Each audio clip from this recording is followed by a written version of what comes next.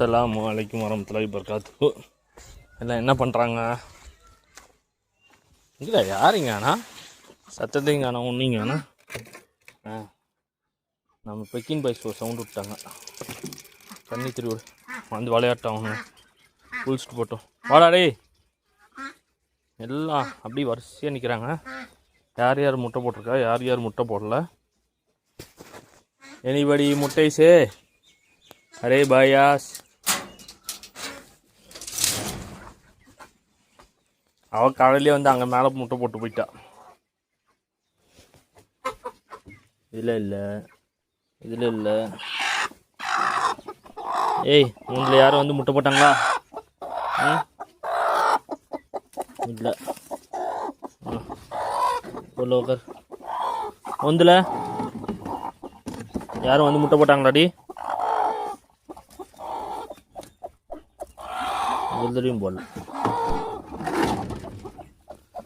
இங்கே யாரும் முட்டை போட்டிருக்காங்களா? ஐயா 2 முட்டை. அடிங்கப்பா. ஓ மை காட் போச்சு, வெளில போய் விழுந்துச்சு. அல்ல அல்ல என்ன இந்த முட்டை டிசைனாக இருக்குது அப்பாடி. என்ன வேணும் உனக்கு? இந்த முருங்கை மரம் போயிடுச்சுங்க. ஏதோ புழு எதுவும் அடிச்சிருச்சாட்ட தெரியுது. மொத்தமாக போச்சு.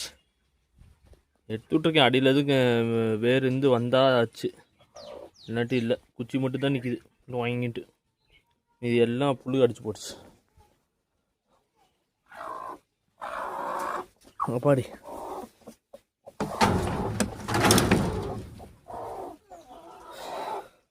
நீ அடுத்து எல்லாம் உடஞ்சி போச்சு. இது ஒன்று தான் நல்லா இருந்துச்சு, இது உடஞ்சி போச்சு. எப்படி வச்சாலும் இது தூக்கி கொண்டு போய் எப்படி அங்கிட்டு போடுதுங்கிட்டே தெரியல.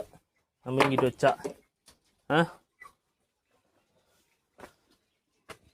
ஒத்த குஞ்சு சேவல்லாம் ஆளவே காணா.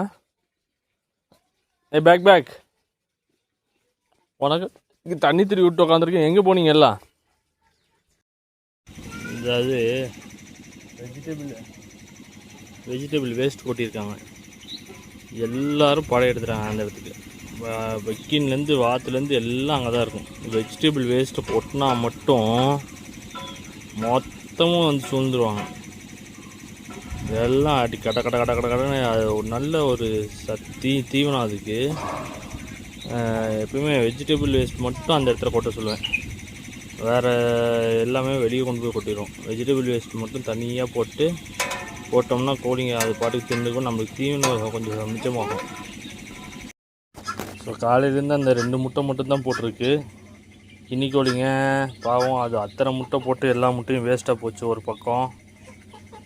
வேறு யாரும் வந்து உக்காந்த மாதிரி தெரியல, வேறு யாரும் முட்டை போட்ட மாதிரியும் தெரியல. அந்த இப்போ ரெகுலராக 2 முட்டை போட்டுட்ருக்கு பார்த்திங்கன்னா, அது எப்போ முட்டை அடைக்கு உட்காருங்கிறதும் புரியல. மொத்தத்தில் இதுங்க 2 எந்திரிக்கிறதுக்கும் அடுத்தது முட்டைக்கு உட்காரக்கும் சரியாக இருக்கு, அடைக்கு உட்காரக்கும் சரியாக இருக்குமா, இல்லை இது அடையில் உட்காந்துக்கிட்டே இருக்கப்பயே அது வந்து அதுவும் சேர்ந்து அடைக்கு வந்துடுமாங்கிறது ஒரு குழப்பமாகவே இருக்குது. இதில் என்ன ஒரு ஹைலைட்னால், இவங்க 2 பேரும் முட்டை போட்டுட்டு இருந்தது கண்டுபிடிச்சிட்டோம். ஆனால் இப்போ யார் முட்டை போடுறாங்க? இந்த இது அங்கே மேலே வீட்டு பக்கத்தில் முட்டை போடுது. மீதி 2 முட்டை இன்றைக்கி காலையில் நம்ம 2 முட்டை எடுத்தோம். அந்த 2 முட்டை யார் போடுறான்ட்டே தெரியல. அது எங்கே போடுறாங்க, எந்த கோழி போடுதுன்ட்டே தெரியல. ஒரு பெரிய மென்டல் டார்ச்சரில் இருக்குது. கிரே கோழி காணாம். கிரே கோழியும் முட்டை போட்டுட்ருக்கு. ஆக்சுவலாக கிரே கோழியும் முட்டை போட்டுச்சு. அதுக்கப்புறம் அதை காணா. இந்த வெள்ளை கலரில் ஒரு கோழி வெள்ளை கலர் முட்டை ஒன்று போட்டுட்டு இருந்துச்சு. அந்த கோழி எதுன்ட்டு ஒன்றும் தெரியல. அது எந்த கோழி அந்த வெள்ளை கலரில் முட்டை போட்டுச்சுன்ட்டு தெரியல. இல்லை இவங்க எதுவும் முட்டை போடு, இந்த ப்ரௌன் கோழி எதுவும் முட்டை போடுதா இதுன்னு தெரியல. ஒரே கன்ஃபியூஷனாக இருக்குது. சரி பார்ப்போம். அடுத்தடுத்து அப்படியே அடையில் உட்காரப்ப தெரியும்.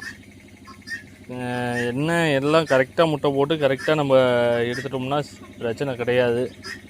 அது ஏதாச்சும் கொலாப்ரேஷன் ஆயிடுச்சுன்னா கொஞ்சம் பிரச்சனை.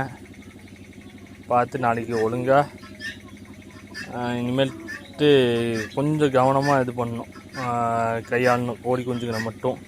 ஏன்னா போன தடவை குஞ்சு பறித்ததில் எல்லாமே காலி, எதுவுமே நிற்கலை.